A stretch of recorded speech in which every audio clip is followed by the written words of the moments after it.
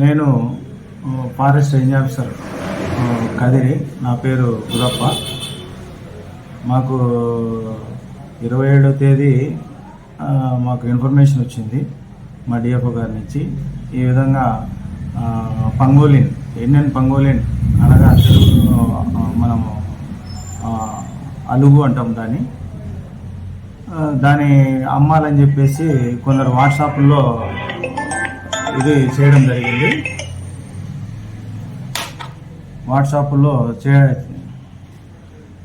జరిగింది. దాని ఇన్ఫర్మేషన్తో మేము ఒక టీం లాగా ఏర్పడేసి మా సెక్షన్ ఆఫీసర్ ఒక బయర్ లాగా వాళ్ళకు కాల్ చేసి ఈ విధంగా దాని రేటు అందుకు అడగడం జరిగింది.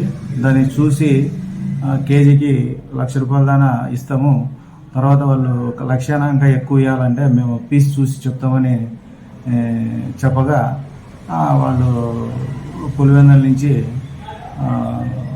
మా కుర్లీ చెక్ పోస్ట్ మీదకి వస్తుండగా మా కుర్లీ చెక్ పోస్ట్ దగ్గర మేము పట్టుకోవడం